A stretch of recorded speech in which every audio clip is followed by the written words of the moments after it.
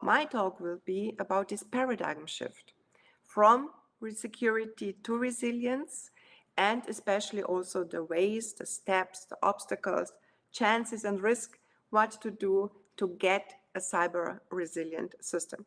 Cybersecurity is necessary to think in another way, and certainly in terms of cyber resilience. Since we cannot build 100% secure systems, as we all know, the question is how we can build robust systems that the overall functionality is provided, also in case some parts are failing. Welcome to talk.cyberscni.fr.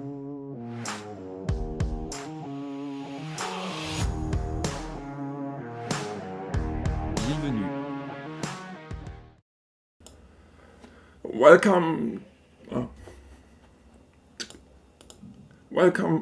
to Talk Cybersecurity FR, the 22nd edition of your normally monthly, but at the moment we have a little bit higher frequency cybersecurity speaker series, where we want to bring you closer to cybersecurity, to make you more sensible to the hot and interesting topics around cybersecurity, around securing the many systems that are around you that cause big trouble if they're not secured. In today's edition, as you see it already, we'll have Gabi Dreo from the University of Bundeswehr in München, and I'm very happy to have Gabi on the series, because I know Gabi for quite a while, and it's always a pleasure working with her. We did a panel together at the Network Operations and Management Symposium earlier this year, for instance, and Gabi is always doing great work. She's super connected in any areas, from political to industrial to academic, and so therefore I could not imagine someone better to give a talk in this series. And Gabi also has a super interesting topic today, which is paradigm shift from cybersecurity to cyber resilience, and so I'm already looking forward to this. But as usual, you know it, we have a second screen, we have the Slido. Let me just switch to that one. So we have the Slido here. You see the link. It's the wrong one because I didn't update it.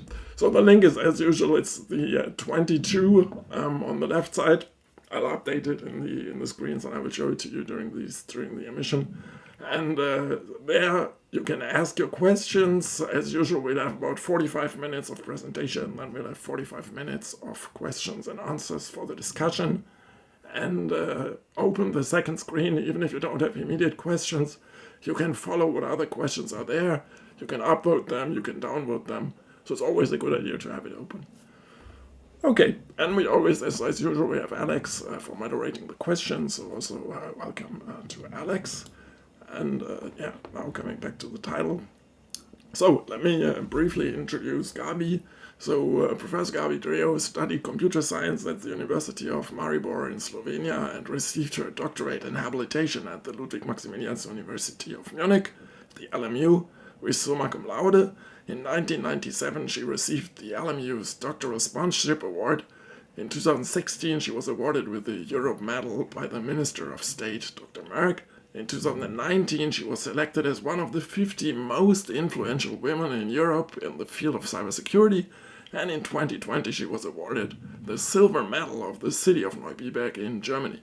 Her research focuses, among others, on detection and mitigation of cybersecurity attacks, in particular so-called advanced persistent threats, development of novel cyber defense approaches in the environment of network-based moving target defense, the use of machine learning-based approaches in security event analysis, 5G and IoT, situational awareness and social analytics, software-defined networks, and also quantum communication. And that's quite cool because it's quite a bandwidth, and as I always tell you, cybersecurity is nothing where you can just look at a particular thing, because you always have to look at it as a whole, and therefore it's great to have Gabi with her expertise. And not to take more of her time, I will directly hand over to Gabi. So Gabi, we're looking forward to hearing more about paradigm shift from cybersecurity to cyber resilience. Thank you, Mark Oliver, for the nice introduction. It's a pleasure to talk today about this important topic, and thank you for inviting me. As you see, my presentation is in terms in German, so I apologize for that. But I hope that I will be able to give you all the information about this also from my speech. So if you go further and say where in what world we are living, we have a tremendous part in terms of having a lot of data that needs to be correlated, and we need therefore smart data to see what are really the importance showing this. Then we have IoT, everything is connected with together. We have billions of devices that are connected together.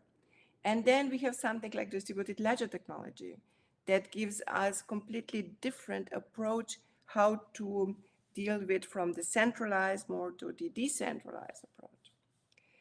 And then, of course, machine learning and AI.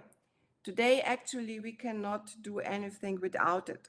So say it from supervised learning to deep learning.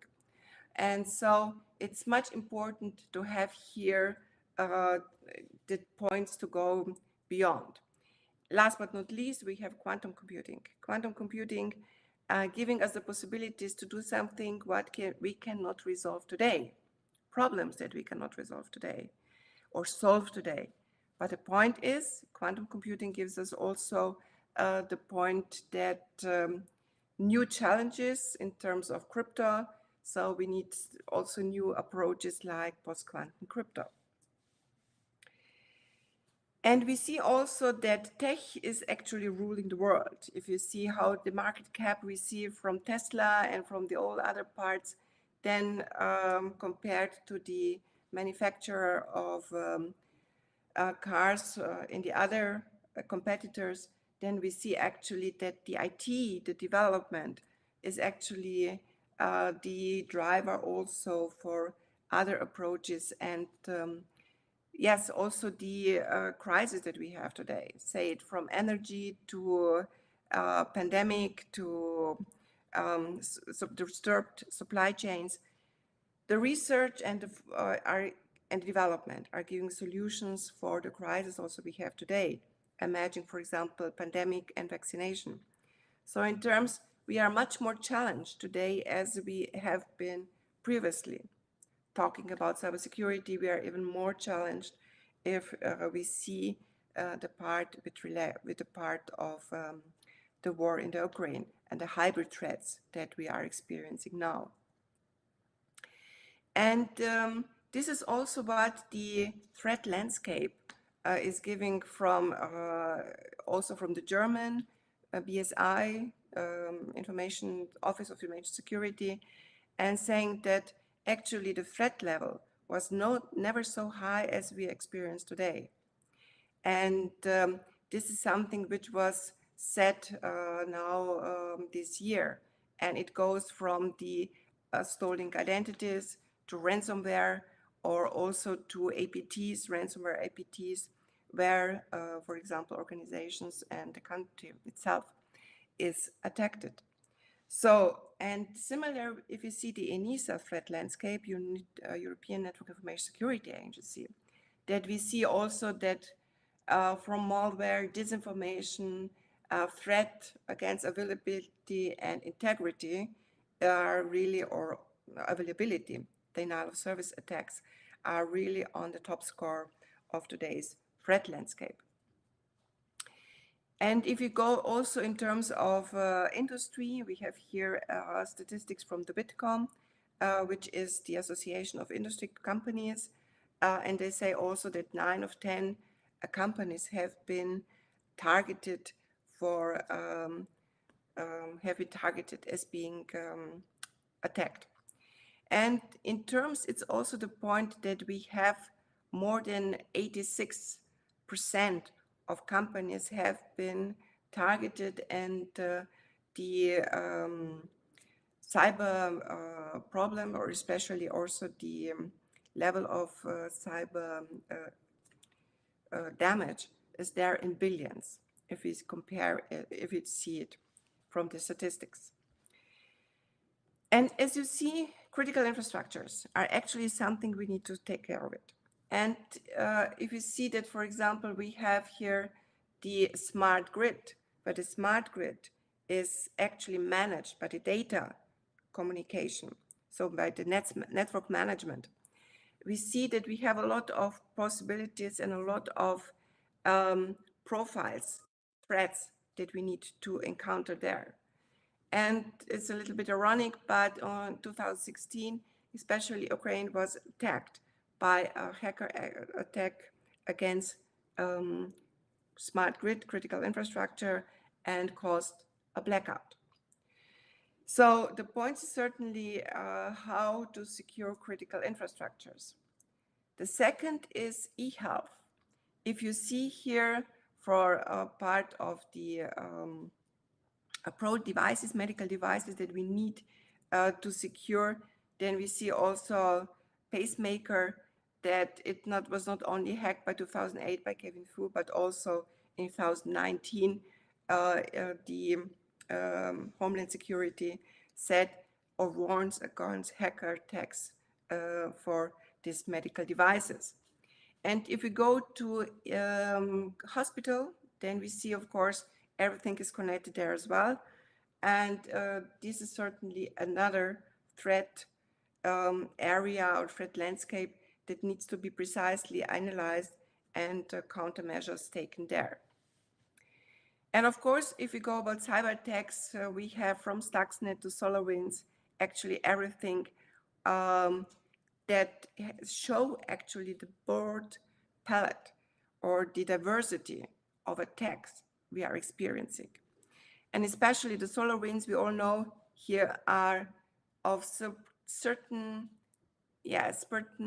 priority, because actually targeting the security tools or the mechanisms that we have here to secure our network is especially tricky, because then you attack exactly the defender of the whole network. So you see, we have a quite variety of cyber attacks, and experiencing now especially a lot of APTs that are difficult to attack and detect and to countermeasure. So we see the IT is developing very fast, the attacks are developing very fast. And what we see is here the part of something like smart attack. Smart attacks are immune for detection, for the normal approaches, are targeted for the, especially who is target as a person or as a goal, and for what purpose. They are new, novel, complex, manageable over backdoor, so command and control center. They are really complex, persistent, and difficult to be detected. So a new kind of attacks that we experience with multiple attack vectors, several vulnerabilities to attacks, mostly also in terms of analyzing zero-day exploits. And the problem that we experience today is that we have a statical attack plane. So it's everything, a lot of rules, signatures, firewalls, for example, building on rules. And we all know rules are static, rules need to be updated. And the dynamic environment, what we are experiencing, this is really difficult. To have everything updated and actualized against new services, new users, because it's nothing more constant in such environment than the change.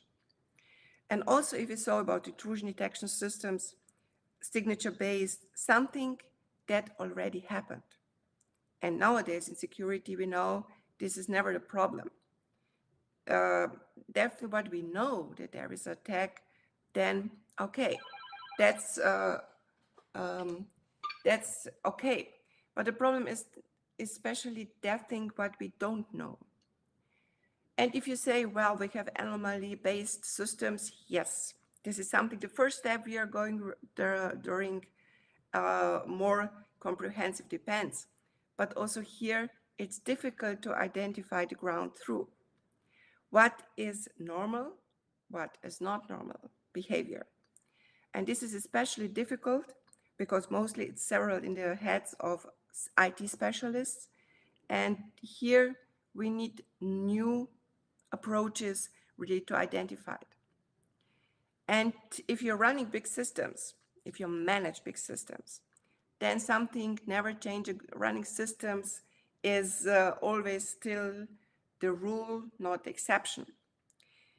In today's environment, where we are confronted with the really exponential development of IT on one side, we have the dynamics of risks, several risks that we have to manage in addition. This is not a good approach. On contrary, it's necessary. The really good defense is always if we go from this static approach to dynamic. Static means also that the attacker has a lot of time to make reconnaissance, to analyze the system, and to identify only one part to go into, one point to go into the system. And this asymmetric approach that we see, it's difficult. So the intruder needs to a vulnerability to come into the system, and the defender needs to defend everything, not even only know what he has to defend, because of the complexity and dynamics of the system. So this cannot work. It's necessary so that we need to go from this cybersecurity approach to the terms of the cyber resilience.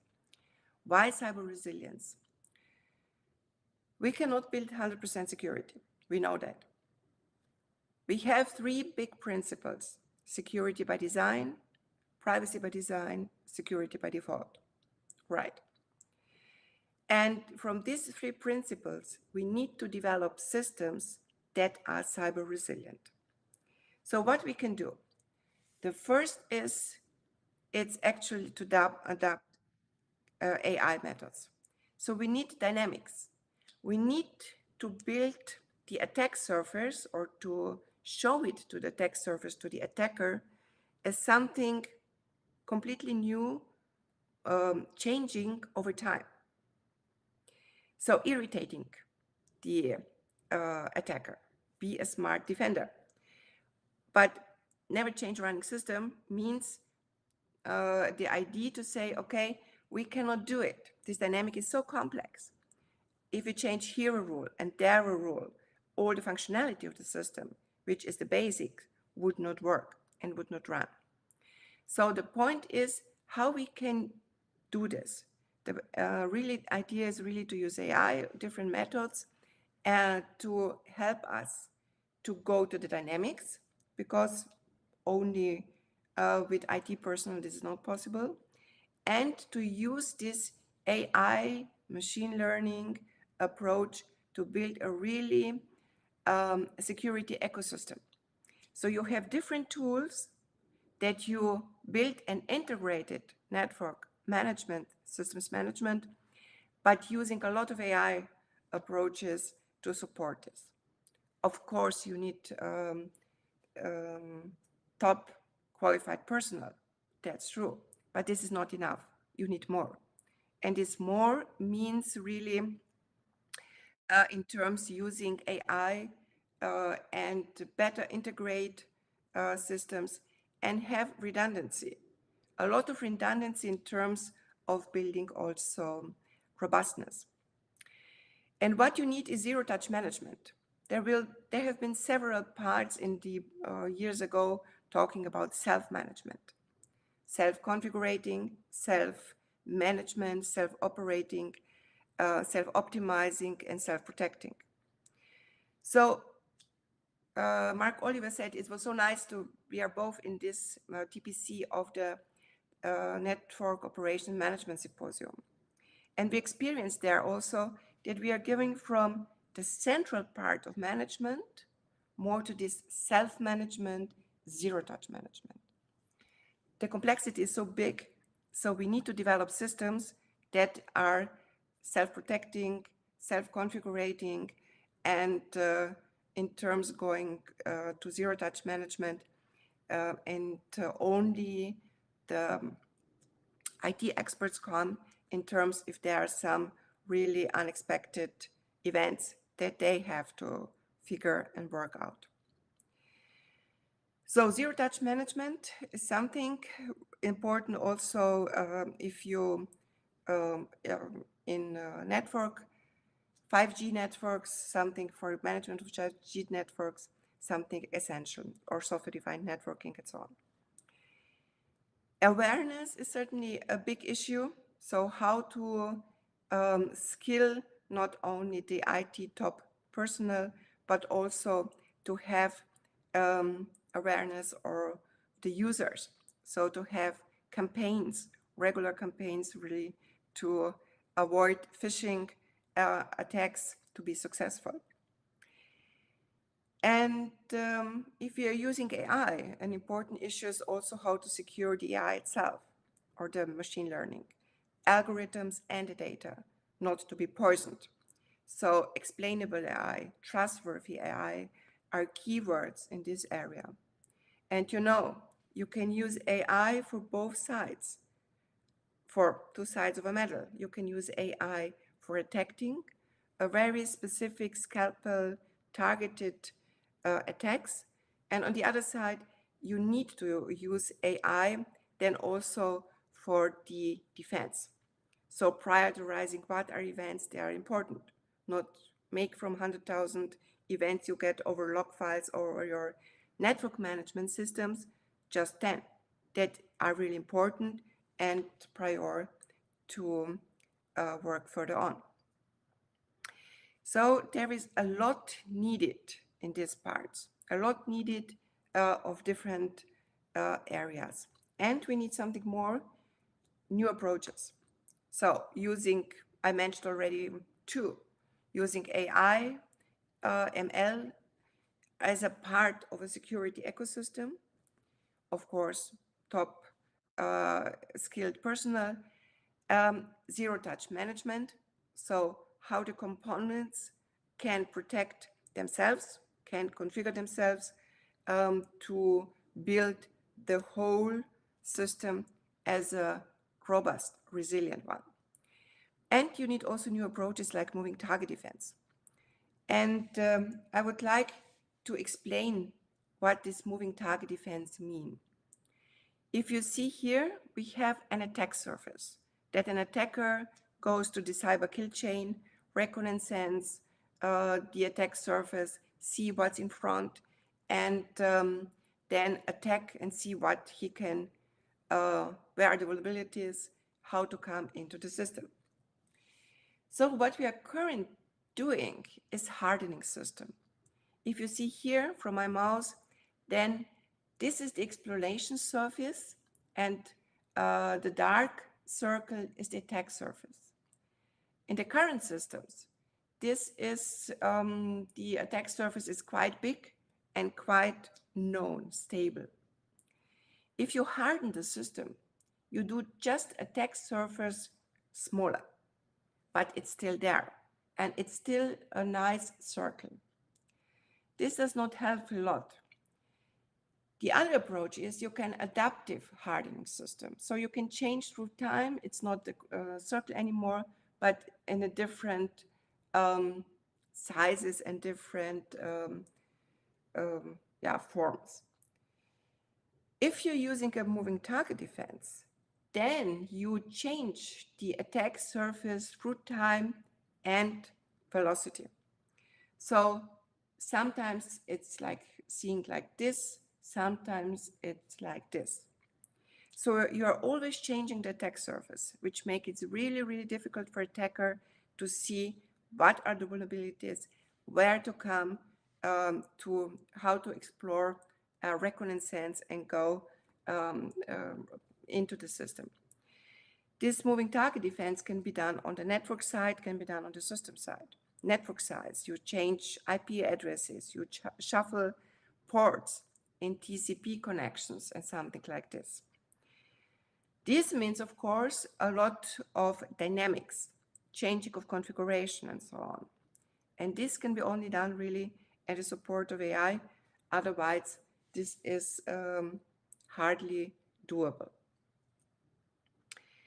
So, and if we see what's important, then we can see that it's important that we have something robustness. Robustness against, against attacks. And robustness means not only attacks, but also failures.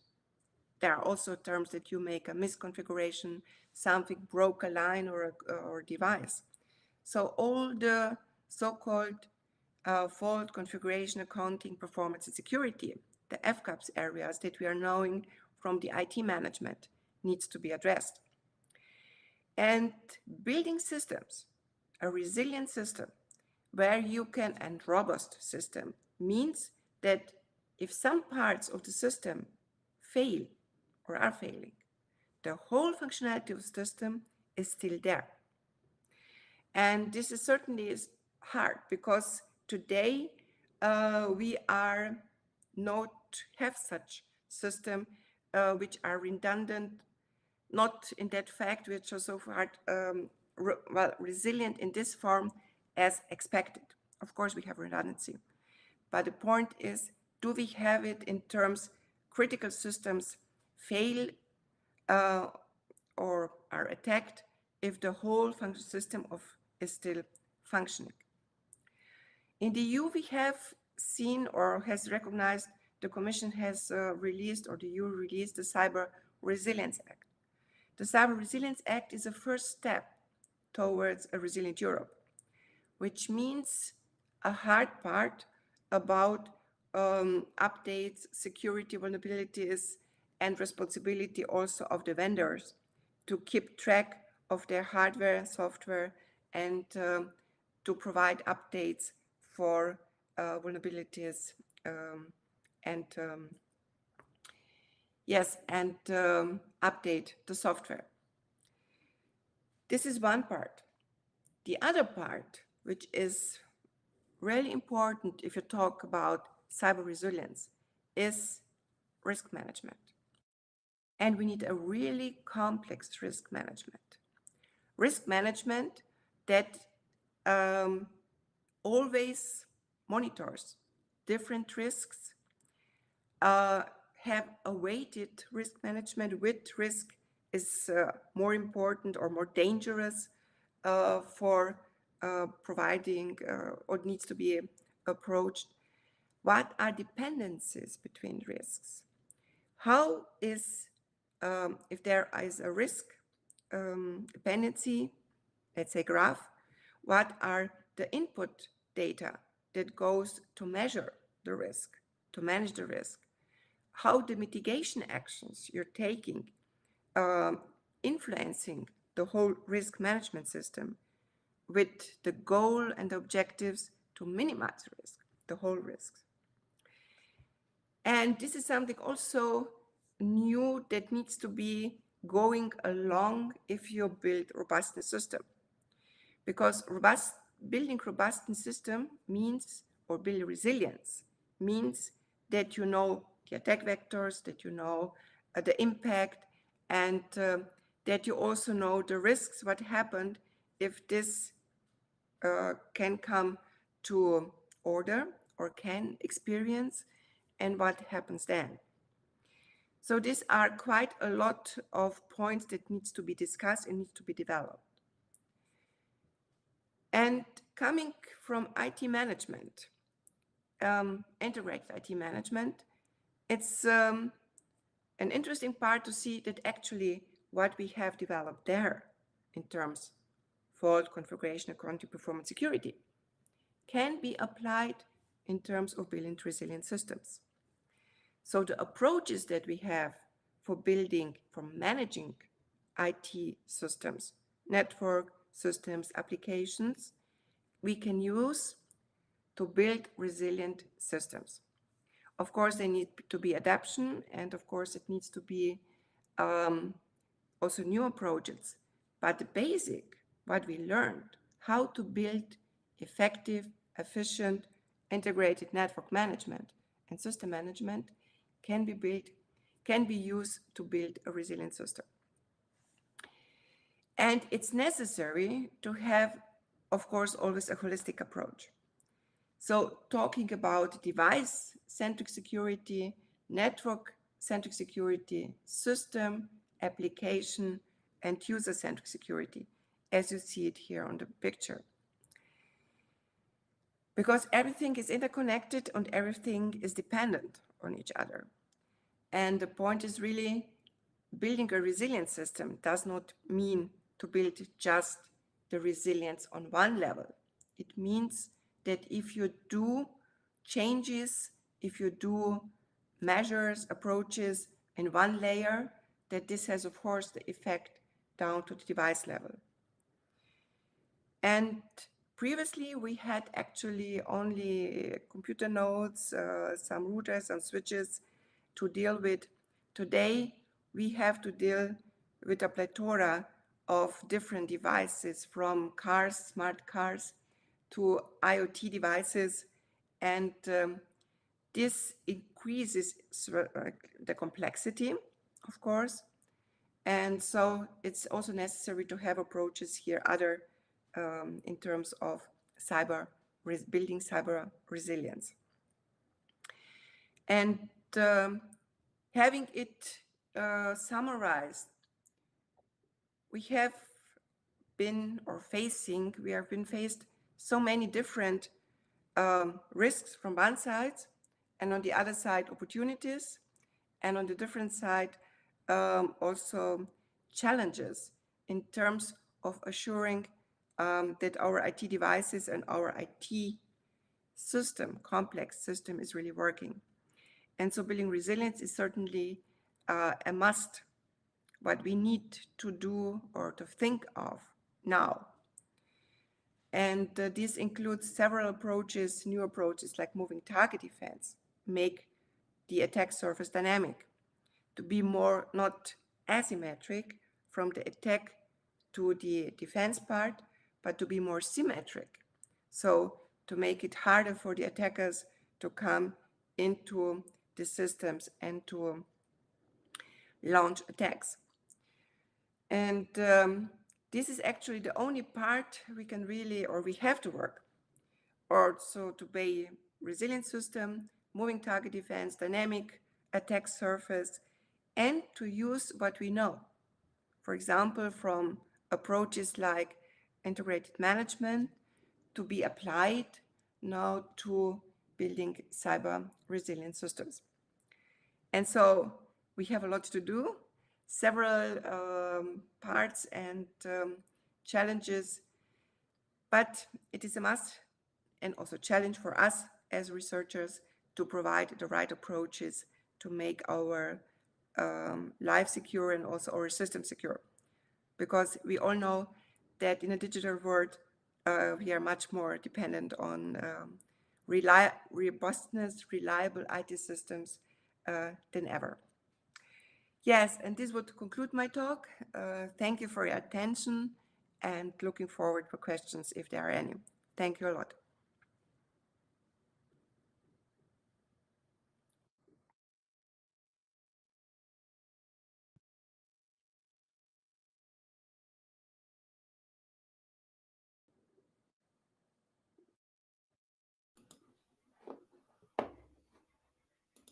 Okay.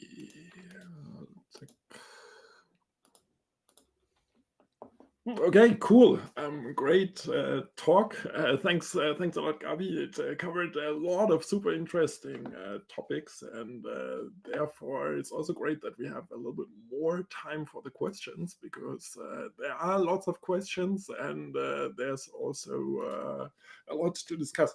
So let me start with a very interesting question. You covered it a little bit, but it's definitely worth talking a little bit more about it.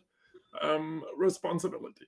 So who is responsible for cybersecurity? Is it me? Is it my company? Is it my city? Is it my state? Is it the European Union? Is it the world? So what would your answer be to that question?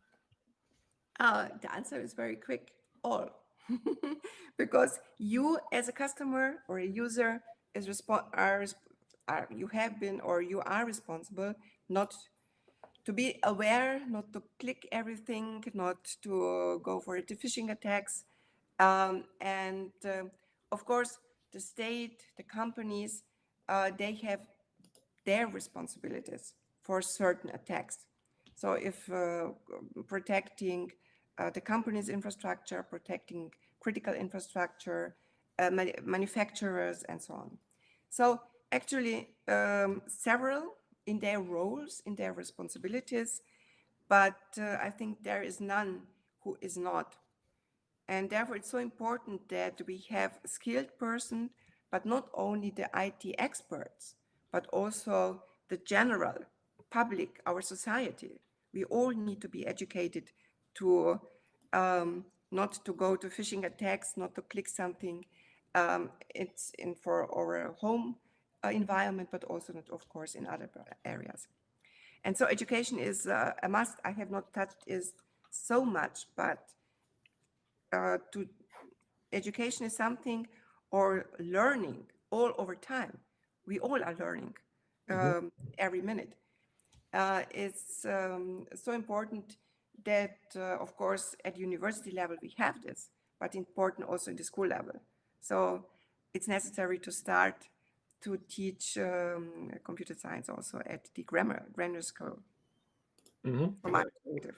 And that's very good. The good thing is, all the things you say, I'm more or less on the same page, and therefore it's great that we're advocating both in the same direction. So let me, before we go to the education, stick for a second with this responsibility. So I also agree that everybody is responsible, but at the same time, we have nation states, we have borders, we have people that are not necessarily friendly to each other. At the same time, what I always say is cybersecurity is, as long as you're not in the business of attacking, cybersecurity is a shared friend in the sense of you want to do some business, you want to feel good, and therefore we all have, so all people on the right side or on the good side, in quotation marks, have an interest in having as high cybersecurity as possible. At the same time, we know that through legislation, restrictions, and nation interests, and so on, data sharing is not obvious. Can you say something? Because as I said in the introduction, you have lots of connections, you are in lots of committees and so on. Regarding this data sharing, do you have some insights there? Is it something that is increasing in the last years? Is it something where we still are on a too low level, so we have to improve a lot? So can you say something to that? A very good question. If we want to build robust systems, let's say if we want to build a resilient Europe, then sharing of indicators of compromise, so cyber threat intelligence is essential. And I have the pleasure to coordinate Concordia, a big EU H2020 project, where we are developing, or we are now finally, or more at the end of the project, and we have developed a CTI platform, so cyber threat intelligence platform, for the telco sector and for the finance sector. So in the telco sector, we have Telefonica, Telecom Italia, Telenor, Ericsson, cooperating and exchanging data. So indicators of compromise, also attributed with more information. Why is this important and what is the precondition? Precondition is, of course, trust. So you have to build trust platforms so that all stakeholders that share security relevant information has first secure environment, trust environment, and second, of course, incentives to share it. And building this platform is certainly something that can be seen as a blueprint. So what are the preconditions? What can be shared? What can be added just not IP addresses as indicators of compromise, but providing more information. Because you see, we are coming from data, information, intelligence. These are 3 steps, 3 levels of how valuable the information is. And you have to see also what is the sector-specific requirements. For example, for the finance sector, you are not allowed to share data because the data has to stay in the organization. So how would you share information if you are not allowed? Federated machine learning. So you are sharing models, not data, but models. And so you also can share or provide a cyber threat intelligence platform for this part. And yeah, it's definitely, or without sharing in a trustworthy manner, we will not have resilience. Not resilience also, for example, in Europe, in a broader sense. And then you were talking about trust, and trust always needs trust anchors. We need identities. Can you share there something? Is this a question in the community? Is it an open question? Do we have all solutions that we need? It's an open question, I would assume, since, well, their approach is certainly trust level management, how you can do it on different levels. But a holistic approach that really could be used, it's still, I think, an open question for the community that needs to be resolved. And it's an essential one. How can you trust and sharing security relevant information, for example, if you have been attacked, is something really critical. And you will share it only if you know that you are in trustworthy community. So building ecosystems, different stakeholders, in terms sharing trustworthy information in a trusted way, of course, is certainly an open issue still. And so I would also agree that it's an open topic, especially when we go to new domains. Staying a little bit in this sharing. So what is the role of the state? So I mean, especially thinking about the BSI or in France, the ANSI, that are entities that could be such a a state-based exchange point, hopefully a dynamic one. So to my experience, their relevance and also the awareness of the actors, including companies, but also private people, increased significantly over the past years. So the situation in France and Germany is a little bit different because France is more state-driven than Germany, I would say. So I don't know if you work with the ANSI, but you definitely work with the BSI. So what is their role, and do you see an evolution of that role? Do you have an opinion? Like, should they involve themselves even more? Should they force companies even more to follow standards, to do trainings and so on?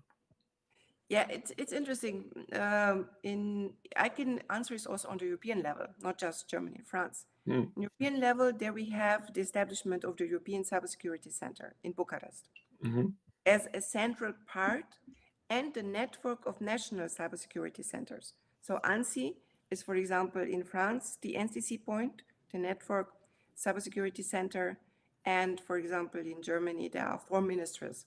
But the BSI is the contact point, the starting point. And there are NCCs in all member states. And the idea is that we have a network of NCCs. So exchanging, and the ECC, so the European one, Bucharest, is actually at managing or exchanging with the network of NCCs. Why was this an important issue? Because in Europe, there is a lot of fragmentation and a lot of silo thinking. And in the current situation where we really need a resilient Europe, it's important more than ever. It was before, but now it's even more important that we have a strong cooperation and exchange.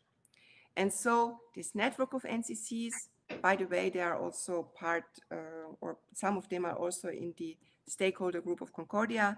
And the ECC is a structure. The EU plans really to overcome this fragmentation and to strengthen cooperation. And this is certainly essential. Okay, cool. Then I hand over to Alex for some more questions from the audience, and I will, as always, I will jump in at the points where I want to jump in. Okay, thank you, Marc-Oliver, and thank you, Gabi, for this presentation. There were lots of questions. I will try to regroup them in themes. So the first questions will be more generic. A question to sum up your presentation. What is cyber resilience, and is it a branch of cybersecurity of a different way or a different way to manage systems? Cyber resilience is building systems that are robust enough that in case some part of the system fail, the whole system, the whole functionality of system is still working. This is actually the basic definition that we can also from BSI, Commission and so on, can be appointed with my words. So building system, they are redundant enough, they have a lot of redundant functionality in terms of that parts, if parts are attacked, then the whole system is still working. Assume critical grid, smart grid. If there a central node in a smart grid is attacked, then the network management system is able to reroute the electricity flow and so on, and to assure that we don't experience this. Is it part of cybersecurity? I would say it is an additional. I would not put it under cybersecurity, but put it along cybersecurity, because cybersecurity having trustworthy components, elements, is still a must. Cyber resilience is just how you put components together in the right way with a lot of redundancy that the whole system is robust. But you need the components for the hardening of hardware, software, hardware components, and so on. Okay, very good. So with this kind of systems that are not very connected, is it still possible to unplug this kind of system like hospitals to protect them or protect people? And what are the most attacked entities? Yeah, unplugged. We are very interconnected. Unplugging, the more you are connected or interconnected, the difficult unplugging yourself. Because the point is then you have to come also back when everything is okay. So it's not just like from the electricity where you switch off and switch on, because the processes, the data, the systems are so interconnected that this could be difficult. Could, for example, if hospitals are really good or liked attacks from the attacker, and to unplug a hospital, difficult, because you have to share data and they have to access, for example, the doctors that are, or the medicine are widespread, and they need to go to data to work with the equipments and so on. So instead of unplugging, let's make them more secure. So build layers of security, layered security in terms to prevent to be attacked. It's certainly difficult, especially if you don't have personnel, if you don't have money, if you don't resources. But medical, so hospitals are certainly part of the critical infrastructure. So they have completely other requirements. They would need to be there. And what are the most attacked? There are several statistics about from ENISA, from companies and so on. This is certainly shifting. Currently, either you're ransomware where you attack companies to get money, or if you attack, for example, CEO frauds, something like also to get money. But I would say from the sector-specific parts, medical is certainly very in the focus currently, in the focus of the attack scene. And of course, smart grids. So electricity, nation state hackers or attackers, if you see, there is a lot of activities there for the smart grid, to attack the smart grid. Has COVID raised the number of attacks? And was there, do we know today big damages that were done to critical infrastructures due to a lack of cyber resilience of systems? Yes. There are, well, it's certainly in cybersecurity, as we know, a lot now, there's a lot of happening, not knowing and not distributing to communities.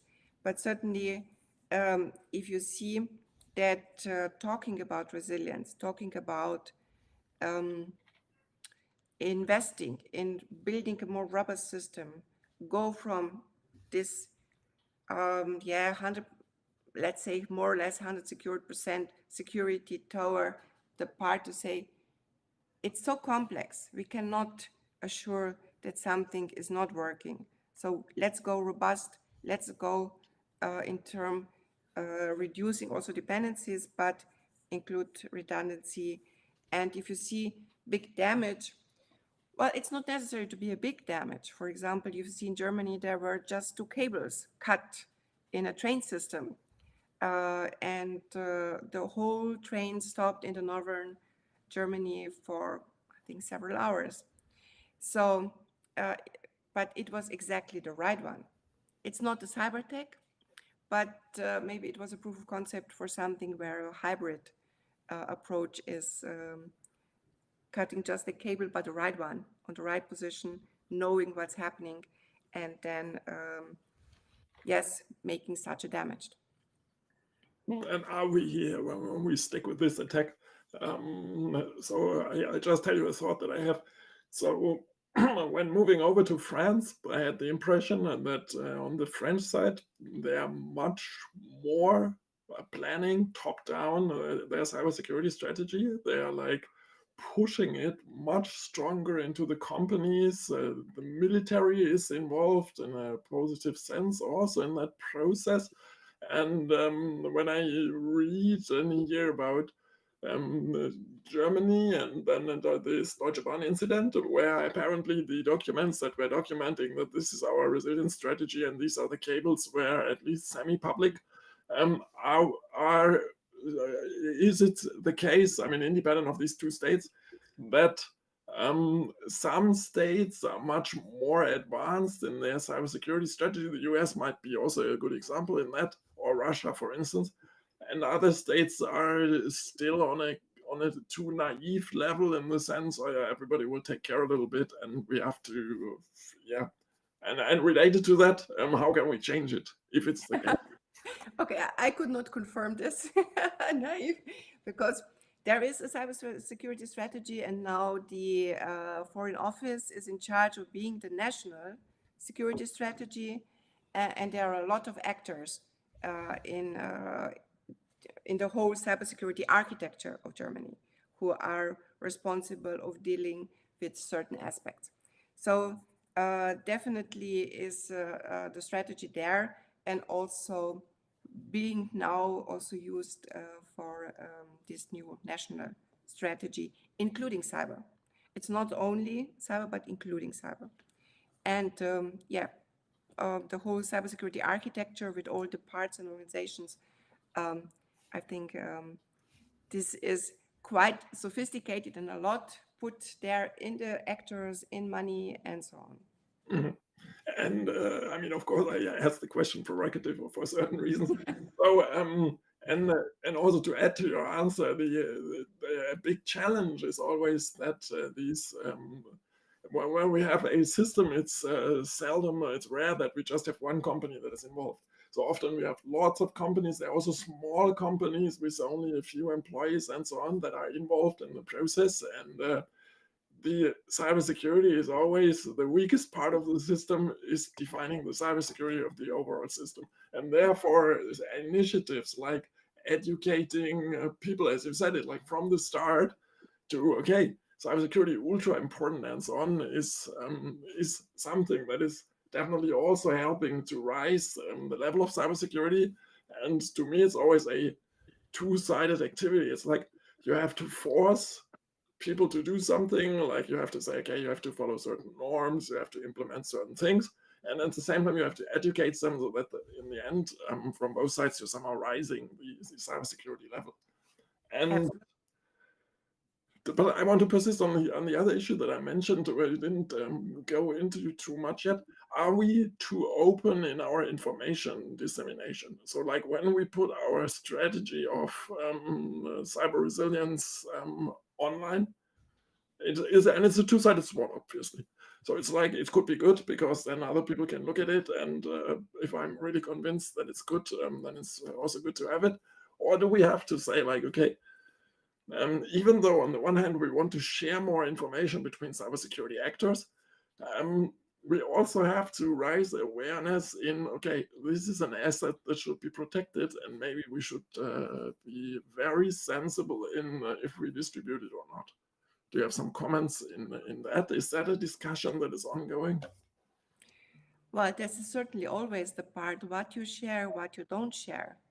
And too open to dissemination, well, you know, for security by security, it was always the part, let's hide the algorithm, then it is secure. So this is not working in terms in our community. But it's absolutely true that, of course, several aspects are not shared, or shared in specific communities and so on.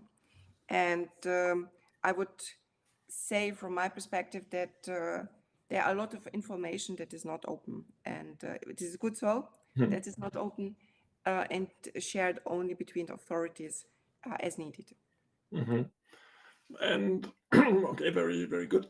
And related to that is the other question that I want to put again. So did the attackers change? And did the attackers change in the sense that do we see a development from private attackers, so like privately organized groups, like ransomware groups and so on, towards state-based ones that have unlimited resources, use the same means? But is that something that you observe? Is that something that, and that is purely an opinion now, do you think it will increase? Is that a threat that was underestimated and will rise, something like that? Well, if you see, I think the answer is obvious. If you see that, for example, the war in the Ukraine changed exactly how this works on the cyber level. BSI said also they never seen so high threat level as they see today. And of course, the war is not only conventional, kinetic, but also on the cyber area going on. Mm-hmm. So this is an estimation. Two thoughts there. So first one, as we see, there was just yesterday the news that the Starlink terminals, 1,300 Starlink terminals would not work anymore. So in Ukraine, because the bills were not paid and so on, so they were stopped. So we see that internet plays an important role in all areas of our being. Is there enough, or do you think we need to increase securing the internet, providing access to the internet? Is that something?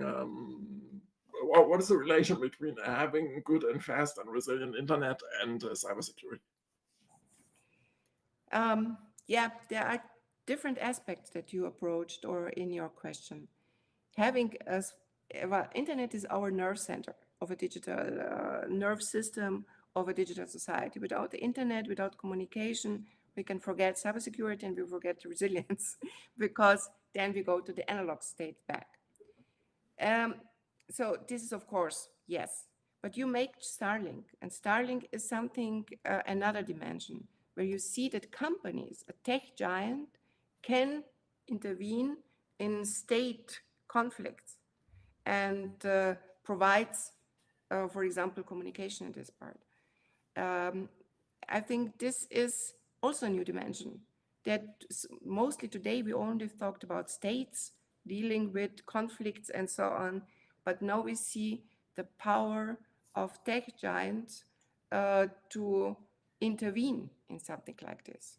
This is also quite new observation from the last years. Good, that's very good. I like the development of the discussion. So Starlink, we're in space, is what is the relevance of space for cybersecurity? So I'm thinking about China, where I read news, they're installing kill satellites. Probably many countries have some kill satellites where they can kill other satellites to shut down infrastructure. We have spy satellites for a long time. Do you think the dimension of this space for cybersecurity will increase, decrease? What role does it play? Definitely increase, because it's actually the communication in the satellite area. It's the same as quantum communication, satellite, and all parts of communication and space. Currently, certainly, satellite links certainly currently in the focus of discussion. And of course, yes, we have a lot of satellites out there that can be used for communication and so on. And a lot of satellite garbage in too. So it's quite interesting to see how, first, how to secure a satellite, how to secure the communication, and also how to prevent that satellites are also hacked, are also just elements in the network, nothing more. So a new dimension that we see. So this point, it is said at the end, this holistic view from device to user, centric security. And devices are not just cars, but our satellite, our IoTs, our name it, everything but can communicate, baby phones, everything but can communicate. And the complexity is increasing on this side, but also then, of course, how can you build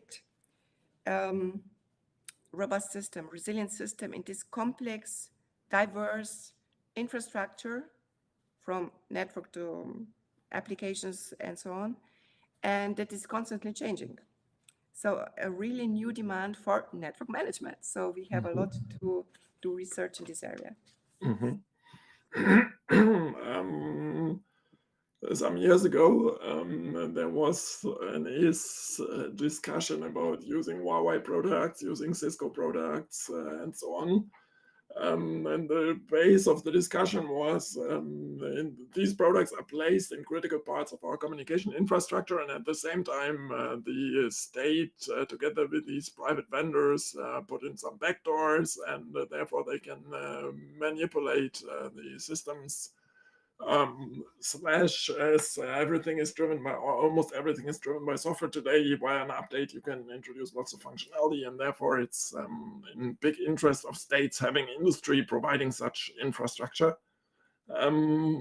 Is that still a thing, that you have these backdoor things? And related to that, so France is always pushing this European Google, European chip manufacturing and so on. Germany was selling that some time ago, like France also.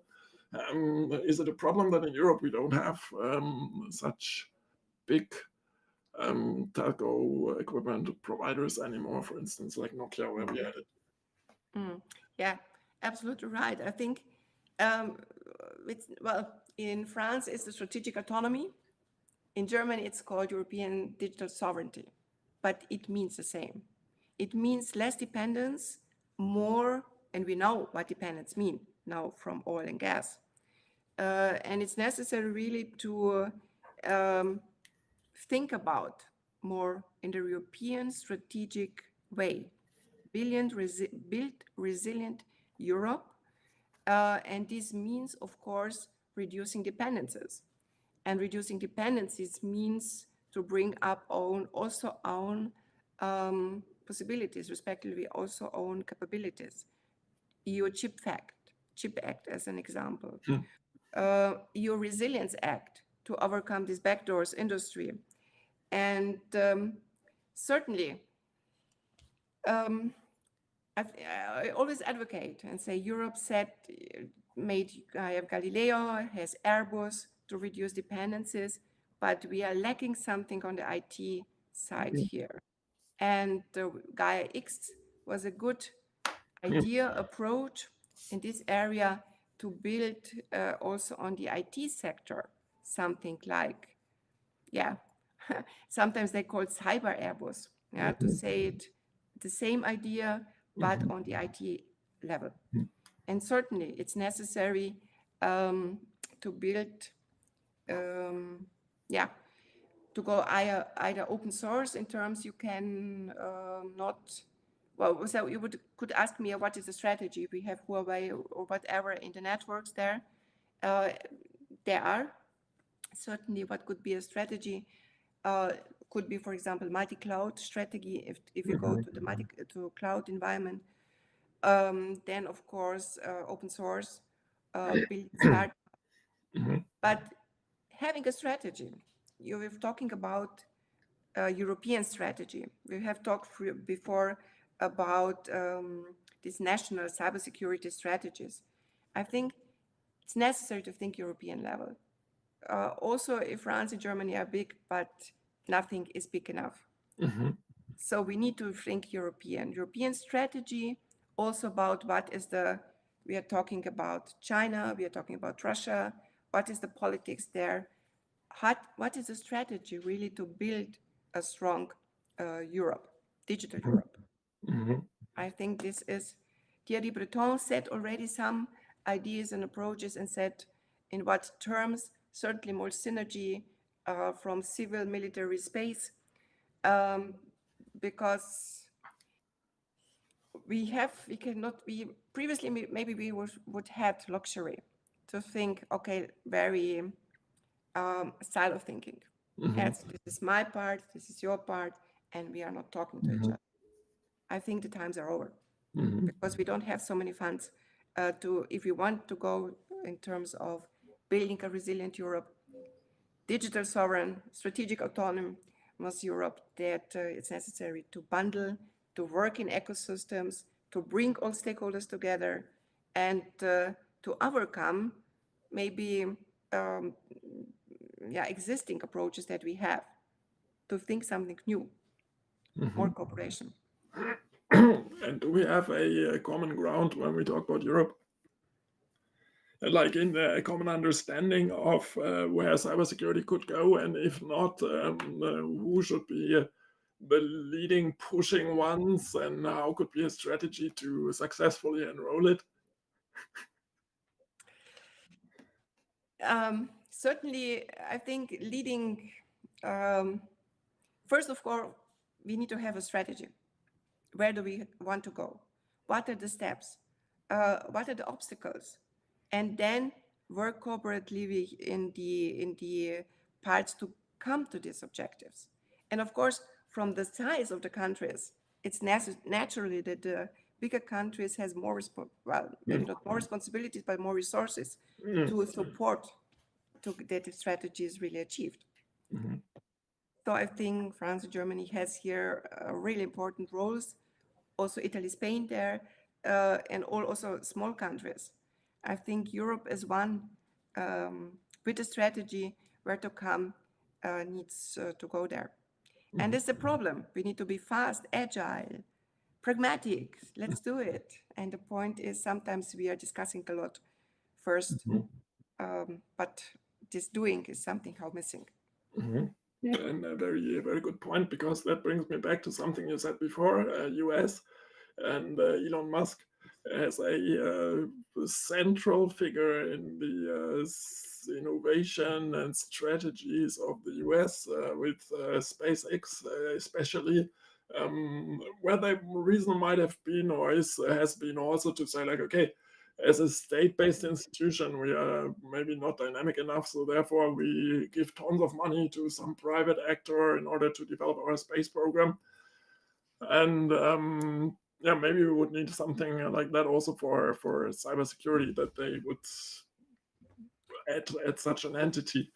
But that is not my question. My question is, Elon Musk was just buying Twitter, and Twitter is a big information exchange. And my question goes into the direction of falsely using information to diverge opinions and so on, something that we've seen for elections and so on in the past. Are we there already at the peak? Is it something that will increase? And you said already education is important. So how could we educate people in order to detect it? Will AI play a role? So topic field, false information, professional use of that in order to steer opinions, to also like in the war, when you say like, okay, here's something attacking, maybe people are going there and playing a role in the war field. Can you comment something on this false information, using it as cybersecurity or a cyber attack tool? Definitely. The point is certainly, if you go to Twitter, the question is, how many real personas are on Twitter? How many percent? And well, there are certainly some parts of it, what is the percentage of this? But this is less than 30% real personas. So everything else is, well, nobody knows exactly, but estimations. But say it 50%, but it's not the point. It's very below. Then who is generating content? They are social bots. So they're just programs, and there are good bots and there are the bad bots. So bad bots, social bots that increasing negative comments, and the good social bots increasing good comments. And it's actually what you see here, a fight against bots, who is dominating. And this is the problem, because they are really manipulating the opinion then also of the people. Do you really know this is a bot or this is a not bot? And AI bots are so perfect. It's really difficult to identify. A chatbot, for example, is it a human behind, or is a person, or a bot or a program? And this Turing test has already been checking who is who. It has already been solved, passed by a program. So people behind could not recognize what is what. And that's actually the problem. You don't know if this is a real opinion of a people, what you're reading, and or not. And these campaigns, disinformation, fake news, what are going, it's difficult for the society to identify what is real content and what is generated content. And this is actually a big problem also for democracy, because you change with AI algorithms, you change the opinion of people. It's so difficult to identify what is wrong and what is not. And if you see our children, what is their source of information? TikTok. Incredible, unbelievable, successful for young generation, but manipulating only with no with no standards about qualification, about information assuring that it's true. So I would say this is another part. Social bots and all these fake campaigns and fake news is another aspect and another threat model and threat landscape for cybersecurity, but not only for cybersecurity, but especially for the minefield for democracy. So I would see this more as a threat level for democracy. But cybersecurity need to, of course, assure that these social bots are detected and also eliminated. And and to add to what you said, it's like you have the content creators, which might be bots, but you also have the second dimension, which is the content filters. So each of us gets individual information streams, and the content filters that are in the end of the platform provider typically, they are doing the second thing, leading to filter bubbles and so on. And what you said is quite interesting, because I think not many people realize that, because it really shows us this coexistence between humans and machines. And exactly what you said with the Turing test, it's like it's already indistinguishable for us. And we have the AI robot walking next to us and we don't know that it's a program. Yeah, I mean, this is one part of the vision, but if our reality is inside Twitter, for instance, because it's limited to the dimensions we have in there, it's indistinguishable already for us. And that's quite interesting to realize. Okay, cool. So I give back to Alex. I have some more points here, but Alex also has some more questions. So I give back to you. Okay, thank you, Mark Oliver. And some questions, kind of all of them were answered during this discussion, which is quite interesting and quite nice. So we just go quite quickly about questions that you gave some answers on. Does AI play a role in attacks? As AI play a role for defense of these security systems? And how can we rely on AI? Well, this is a good question. Of course, AI has a two-sided of a medal. You can use it for attack, a very specific scalpel targeted effect, and you can use it and you have to use it for the defense. Otherwise, you cannot master the complexity. Data, the enormous amount of data that you have to analyze, and also mitigation strategies to detect attack vectors and so on. Yes, and I think this is a big issue here, that we need to address how AI, machine learning, can be used for the defense.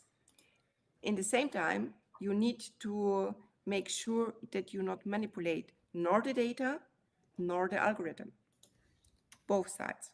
But otherwise, you can manipulate the AI, ML, and then you are back to SolarWinds.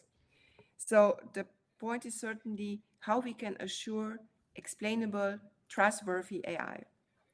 And I think this is especially trustworthy, so to make sure, and also explainable, to make sure that the algorithms are acting as wished and not as manipulated or poisoned throughout.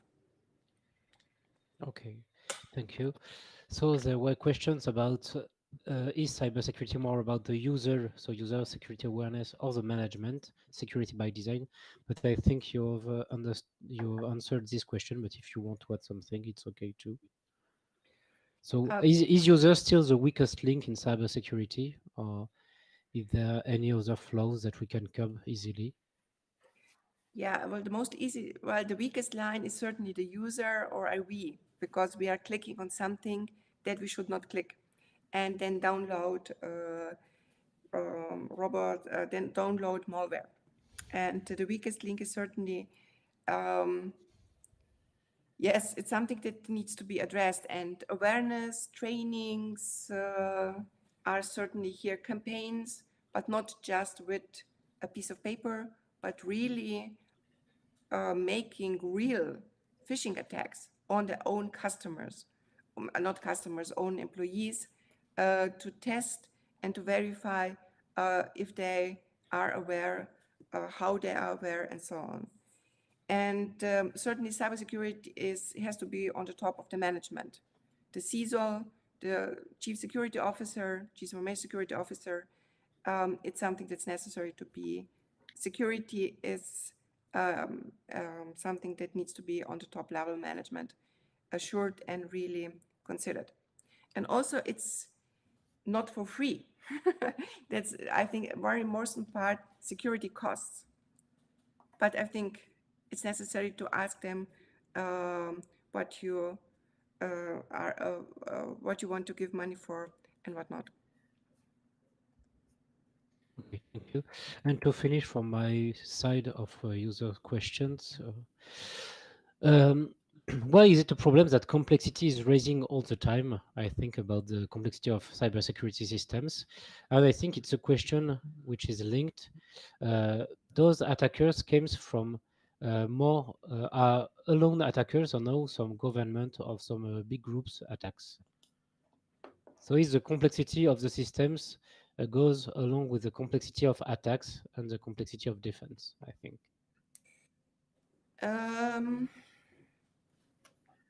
Certainly, well, if complexity rises, then you have also complexity of defense. So I would say yes to this part. I'm not sure if the complexity of the attacks is increasing because you have targeted attacks. And the more complex the system is, the easier also to find something, vulnerability, where you go inside or 0-day or whatever. So, but of course, the attacks are also increasing, or the complexity of attacks is increasing in that term that they are more targeted, more APTR, advanced persistent threats, difficult to detect, persistent. They are sleeping for half a year in a system before they are started or something like this. Well, I would say it also for both. Thank you. There is no more questions, so back to you, Mark Oliver. Okay, perfect. Thank you very much, Alex. I have three directions. One is super far, one is medium far, and one is close. Let's stick with the close first.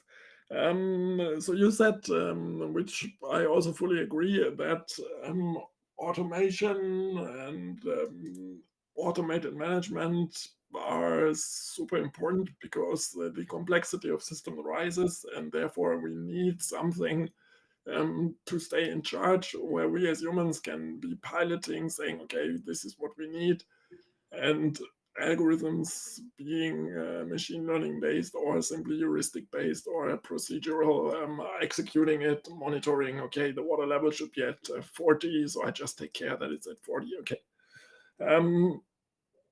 When I look back at cybersecurity education, I mean, it's not even existing formally in all universities in Europe, I would say.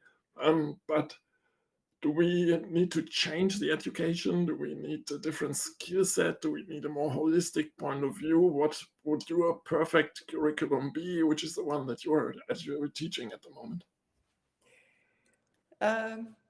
Two parts of a question. First, automation. It's definitely go to say two names: self-management or zero-touch management. So how the components can really detect what's happening in the environment and act upon this in self-configuration, self-optimizing, self-protecting way, for example. So this is part where management or this research and integrated management has to evolve, how to build self-managed systems. The second part is the educational part. Education, we have at our university, Master of Cybersecurity, for example, is targeting different parts, from network security to application security and so on. I think the educational part for the master students need to be holistic, to have several parts of network system application and so on. And the part is certainly also social engineering, phishing part and so on. And so at that time, and certainly something what we have is, for example, cyber ranges, where you can really train students on concrete cases. So not just the theoretical part, which is important, but also the doing part. And cyber ranges is certainly something very valuable for the students to test, to see how to deal, how to also work together in terms of analyzing incidents and making the right decisions and, of course, the right countermeasures. So for education, I would see this very an important part, but certainly as new moving target defense or zero-touch management evolving, it should go also, of course, these new approaches. And do we need when I say that we need new skill sets, I'm also thinking about interdisciplinary approaches. Because, for instance, for this fight against misinformation, my traditional computer science skills will probably come a little bit short. Do you think? So I would say we need more interdisciplinarity.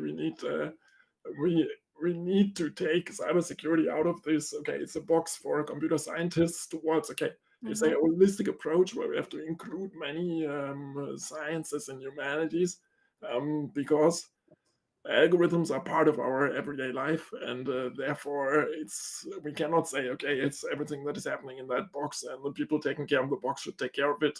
No, it's like everywhere around me. Would you agree? Do you know initiatives where this is already happening in Europe, that faculties are working together in the education? First of all, I fully support it. Interdisciplinarity, cybersecurity is not something for nerds only, but it's a society approach and society how you live in an uncertain and unsecure world.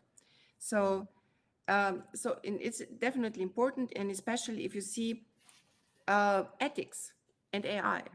You cannot build AI system without thinking about ethical principles.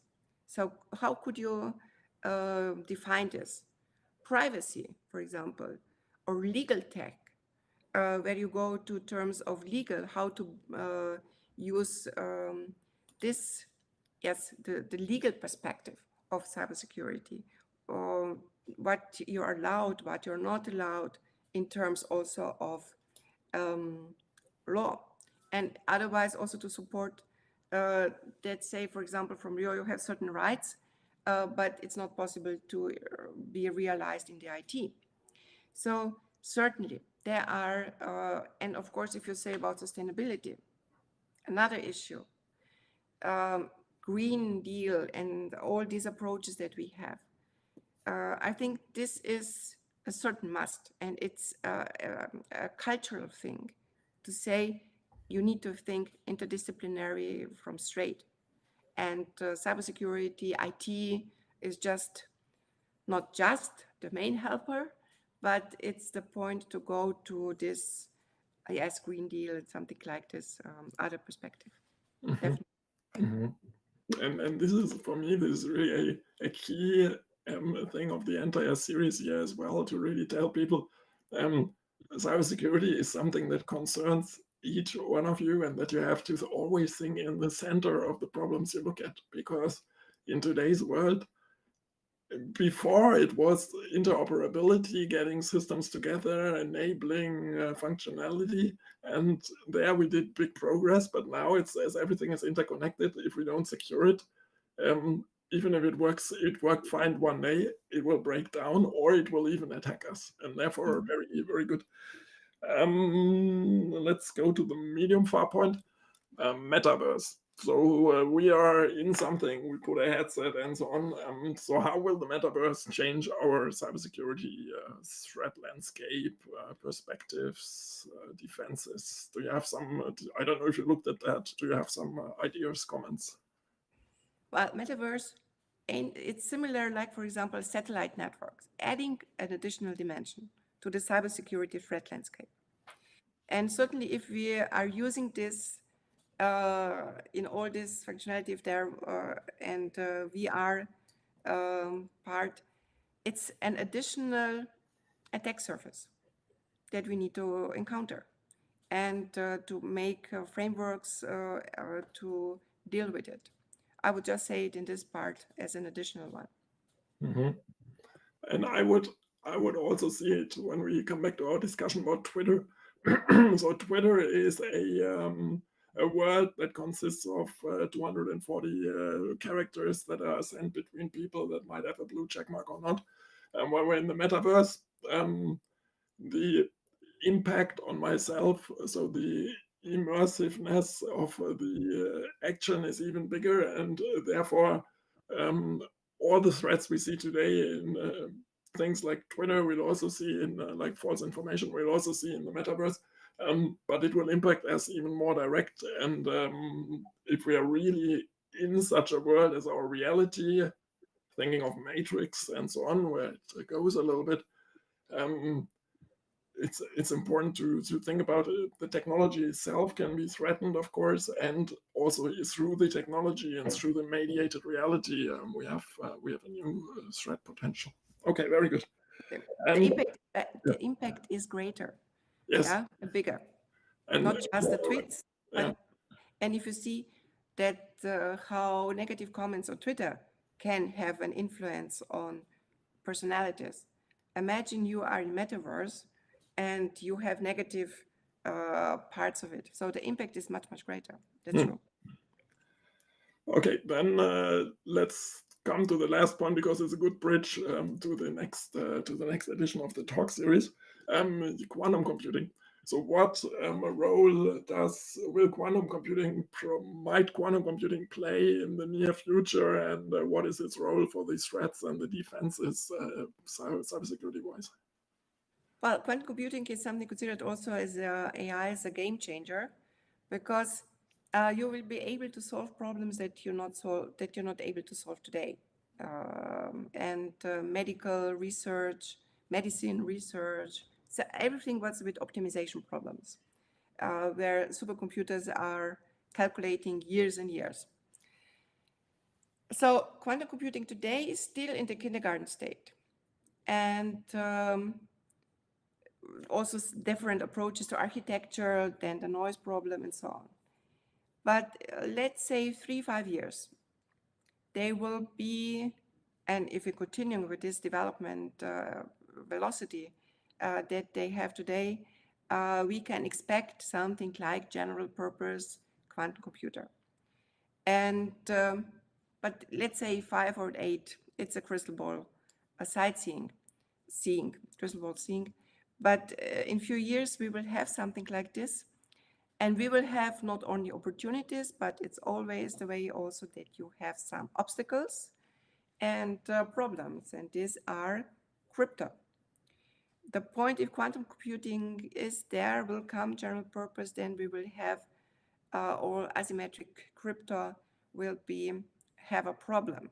So we need to develop today, and it's developed already and also standardized from the NIST for post-quantum crypto. And we are talking also about quantum resistant approaches or algorithms. So I think this will be really interesting to see how this will develop. And there's also, for example, approaches on the European level. There have been some sites defined also as European quantum computing sites, for example. And also the development there are also Google, Microsoft, IBM are investing enormous amount of money to bring this to the next stage.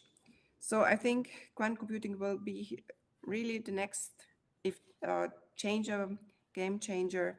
And yes, there will be a lot more to farm when quantum computers will be there. This implies, of course, that everything what we know will go away, then we will have on the desktop only a quantum computer. Definitely not. There will be also supercomputers, we will have our laptops. But for specific problems, quantum computers will provide the right decisions there. Mm-hmm. So I'm very optimistic and also, how would you say, looking forward and to what positive computer will give. Very, very good. And to the audience, if you want to hear a little bit something about the current state of quantum computing, you can look up in the internet on YouTube for Heidelberg Laureate Forum, because there was a very nice panel on the last day where different Turing Award winners and researchers from IBM Zurich discussed on what is the current state of quantum computing and so on. Very good. So Gabi, it was a great pleasure. We covered so many very nice topics, and I thank you a lot for this interaction. And I think for the audience it was great. And so if you watched it in the recording, do not hesitate to write your questions also in the comments, and we can also put you in contact. And Gabi's email address is also available in the internet. for those wanting to discuss more.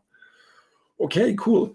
So as usual, don't forget to subscribe on the website for the next editions so that you get the announcements, and you exactly only get the announcements. We don't send more spam to you.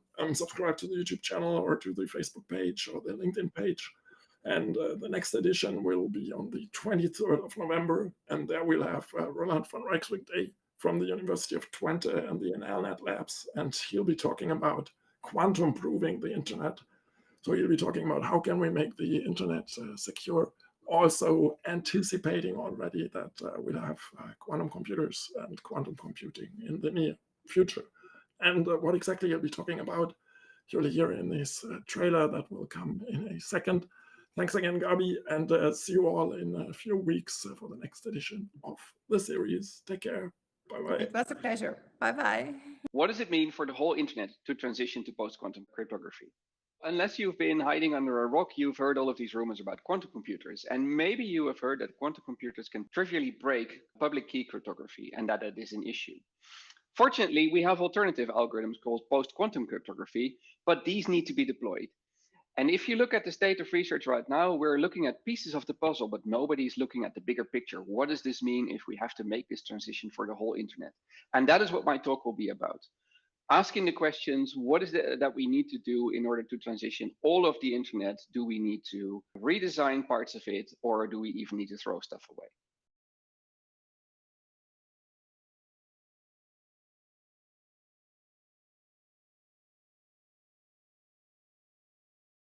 Cher Cybersecurity, pôle d'excellence région Bretagne.